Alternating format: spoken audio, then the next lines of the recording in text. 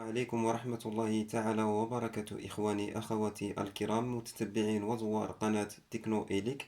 مرحبا بكم معنا في فيديو جديد. في هذا الفيديو إن شاء الله سوف نتطرق إلى كيفية تركيب وتوصيل الفائفيان بطريقة الفاز والنوتر. في الفيديو السابق قمنا بتوصيل الفائفيان عن طريق أو بطريقة لينافيت، وفي هذا الفيديو إن شاء الله سوف نقوم بتوصيل الفائفيان بطريقة الفاز والنوتر.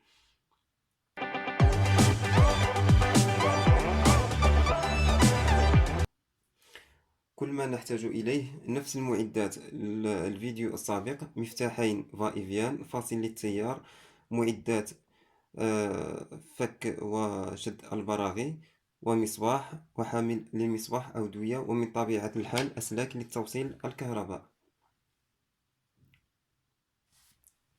أولا نقوم بتوصيل المفتاحين بالفاز والنوتر. نقوم بتوصيل الطرفين اثنان مع اثنان بالفاز، وواحد مع واحد بالنوتر.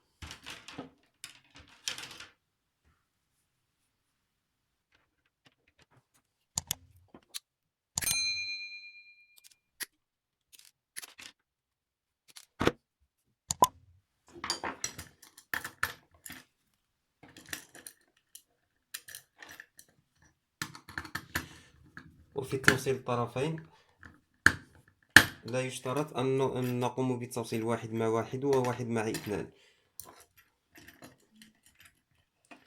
يمكننا توصيل واحد مع اثنان واثنان مع واحد للطرف الثاني.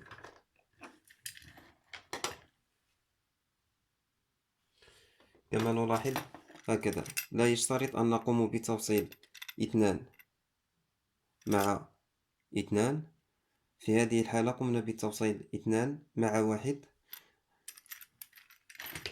الشرط أن نقوم بتوصيل الطرفين.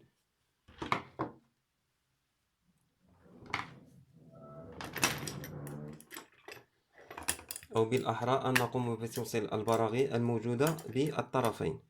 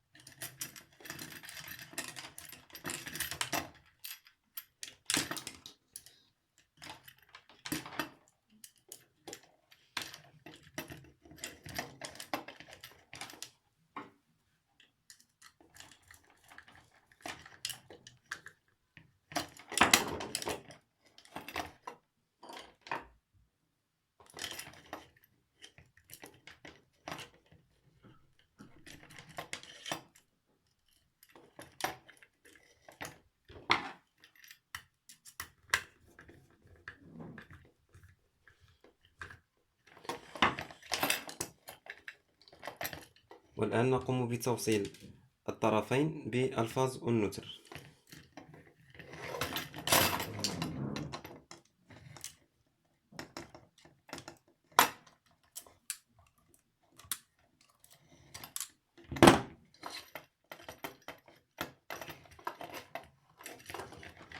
قوموا بتوصيل الطرف الأول بالفاز أو الطور،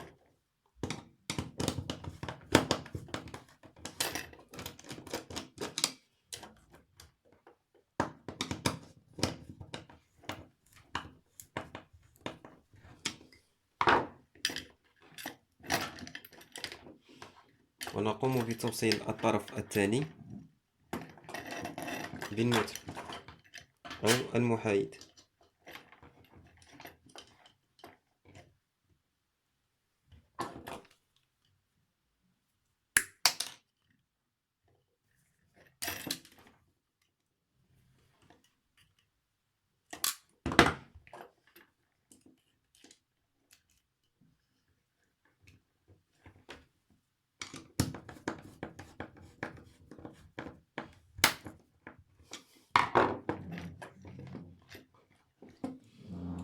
ثم نقوم بتوصيل المصباح بالبراغي المكتوب عليها حرف L. البراغي التي توجد بمنتصف المصباح.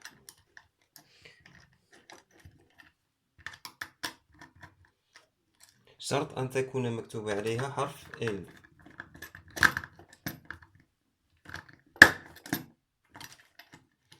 بهذا الشكل.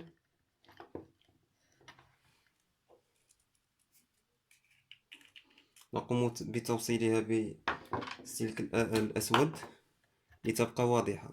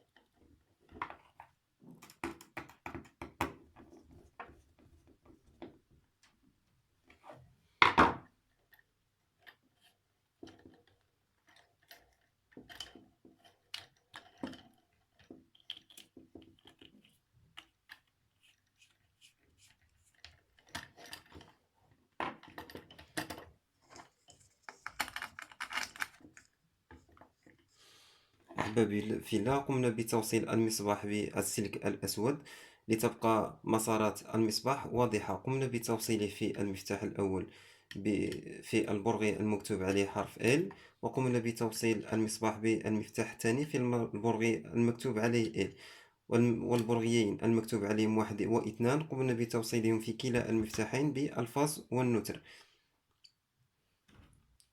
نقوم بالتجربة. كما نلاحظ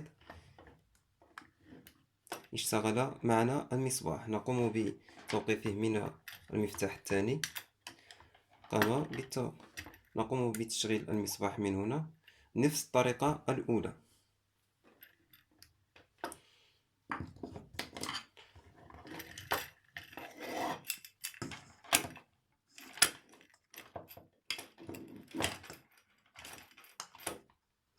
كما نلاحظ نقوم بتشغيله ونقوم بتشغيله من هذا الطرف، ثم نقوم بتوقيفه من هنا أو نقوم بتشغيله أيضا. أحبابي في الله، هذه الطريقة تسمى فا فاز ونوتر.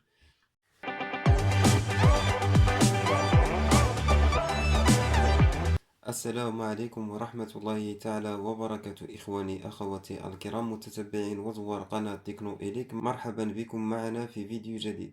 في هذا الفيديو إن شاء الله سوف نتطرق إلى كيفية تركيب الفا. هناك طرقين لتركيب الفا. الطريقة الأولى تسمى بلينافيت، والطريقة الثانية فاز ونوتر.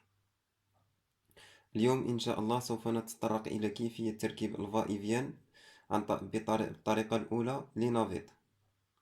كل ما نحتاج إليه من معدات: فاصل للتيار، ومفتاحين للفا أو انتريبتور فا.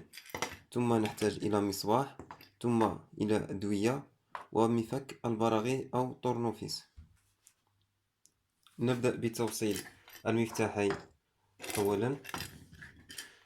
أولا وقبل كل شيء، مفتاح الفا يتوفر على 3 براغي. البرغي الأول مكتوب عليه L، والبرغيين في الطرفين مكتوب عليهم رقم 1 و2.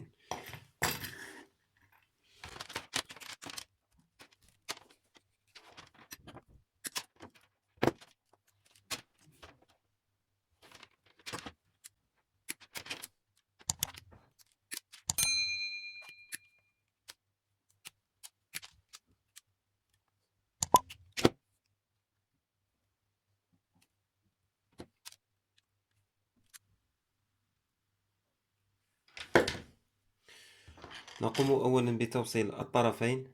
نقوم بتوصيل رقم 2 مع رقم 2 في المفتاح الثاني.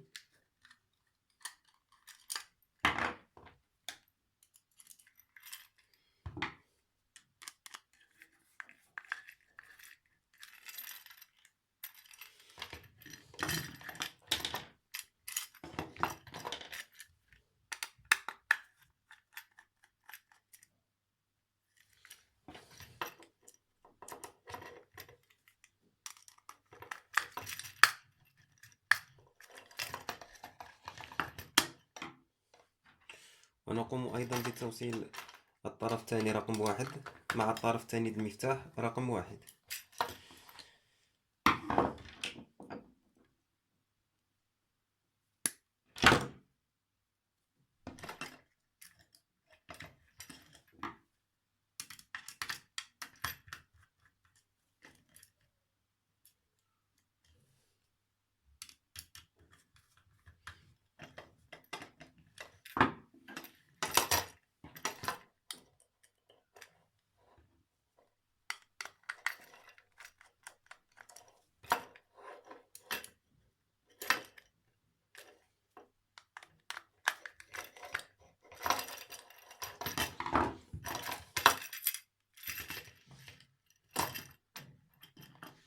كما كنلاحظوا الآن قمنا بتوصيل الطرفين،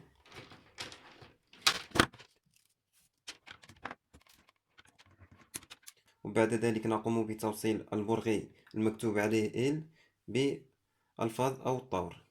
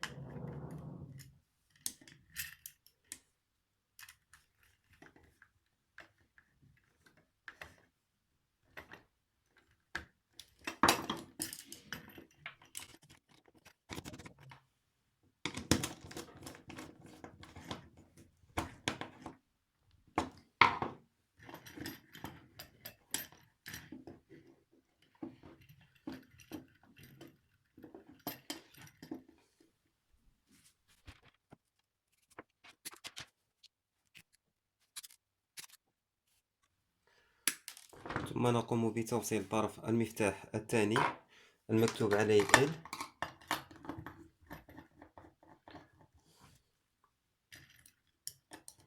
بالدوية أو حامل للمصباح.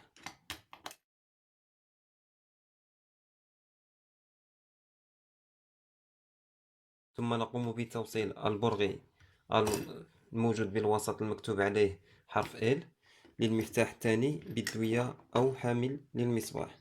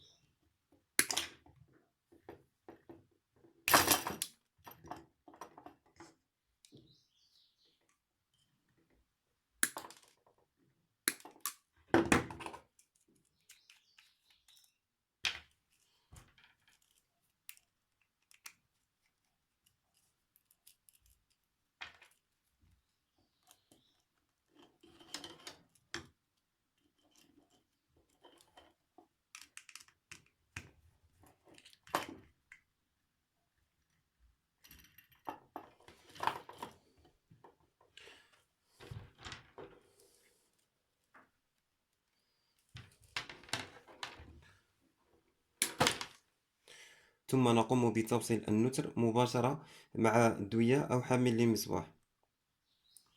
كما نلاحظ قمنا بتوصيل الفائفيان بطريقة سهلة جدا.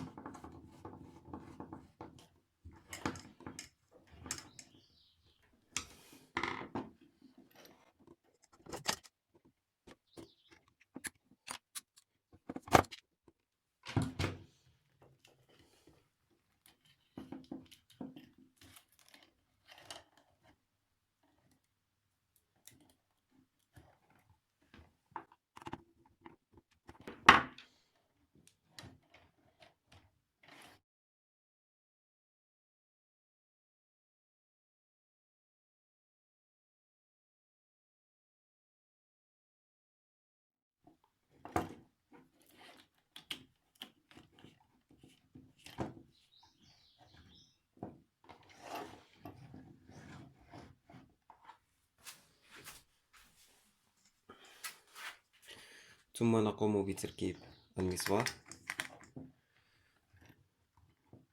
ونقوم بتوصيل الكهرباء. كما نلاحظ اشتغل المصباح. من هذا المفتاح قمنا بإطفاء المصباح، ثم نقوم بتشغيله من هنا كما نلاحظ، ومن هنا أيضا نقوم بتوقيفه.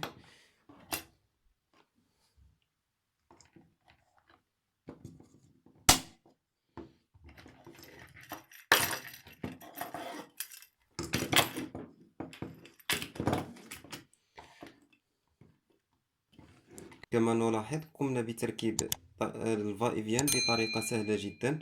نقوم بتشغيله هكذا، من هنا نقوم بإطفاء المصباح، وأيضا من هنا نقوم بتشغيله.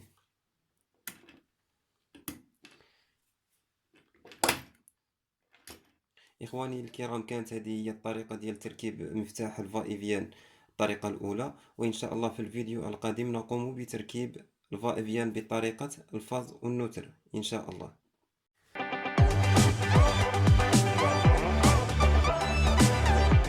السلام عليكم ورحمة الله تعالى وبركاته. إخواني أخواتي الكرام متتبعين وزوار قناة تكنو إليك، مرحبا بكم معنا في فيديو جديد. في هذا الفيديو إن شاء الله سوف نتطرق إلى كيفية تركيب الفائفيان. هناك طرقين لتركيب الفائفيان، الطريقة الأولى تسمى بلينافيت، والطريقة الثانية فاز ونوتر. اليوم إن شاء الله سوف نتطرق إلى كيفية تركيب الفائفيان بالطريقة الأولى لينافيت.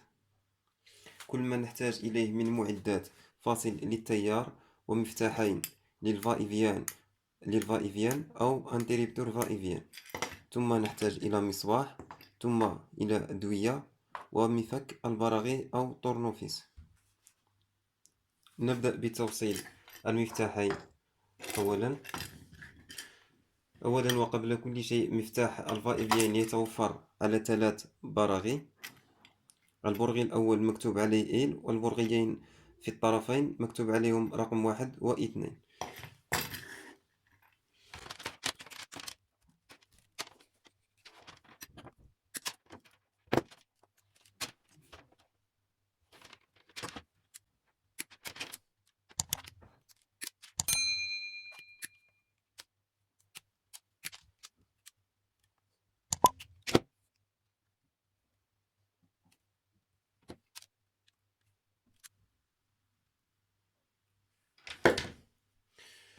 نقوم أولا بتوصيل الطرفين. نقوم بتوصيل رقم 2 مع رقم 2 في المفتاح الثاني.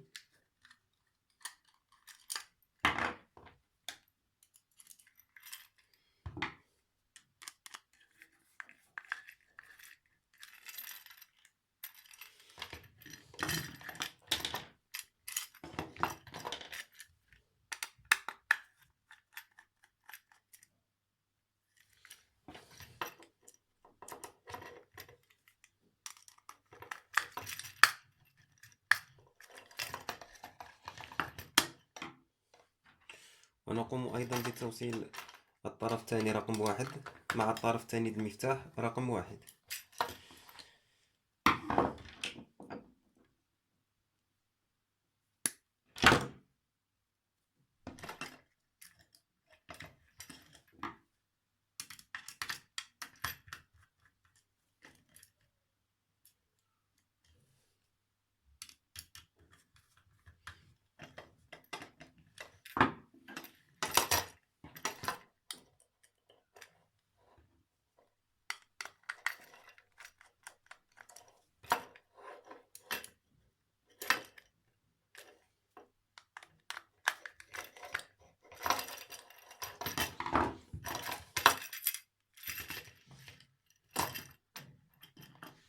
كما كنلاحظوا الآن قمنا بتوصيل الطرفين،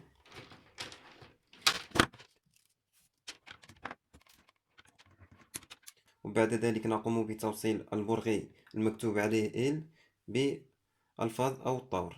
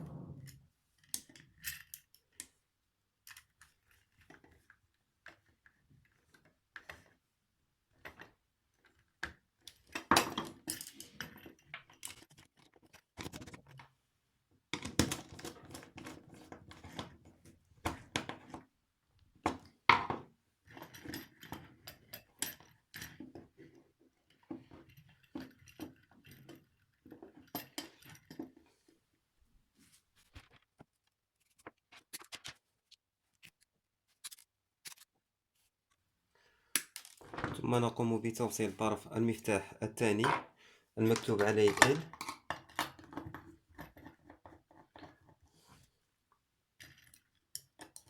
بالدوية أو حامل للمصباح.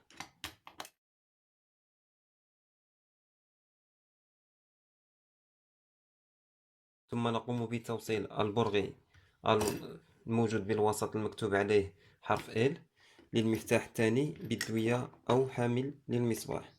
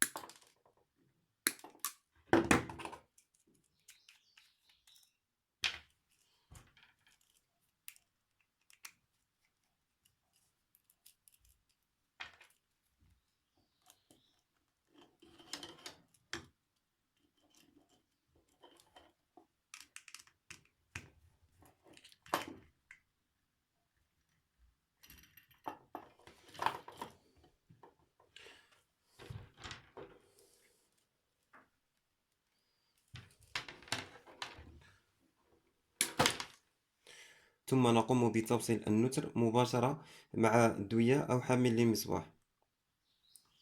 كما نلاحظ قمنا بتوصيل الفائفيان بطريقة سهلة جدا.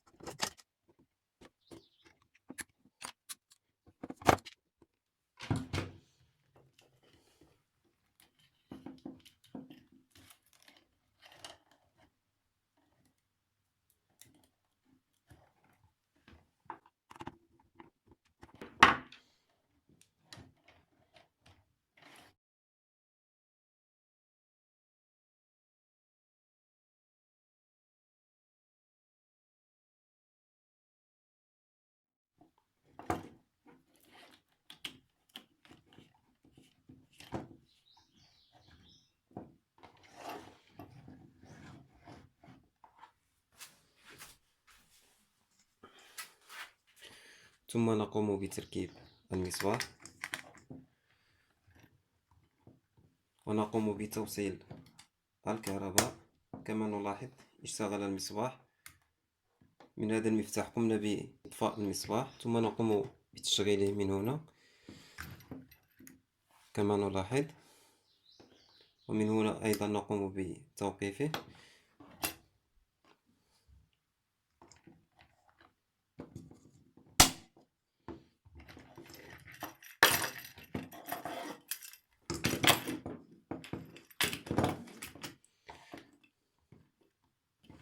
كما نلاحظ قمنا بتركيب الفائفيان بطريقة سهلة جدا. نقوم بتشغيله هكذا. من هنا نقوم بإطفاء المصباح، وأيضا من هنا نقوم بتشغيله.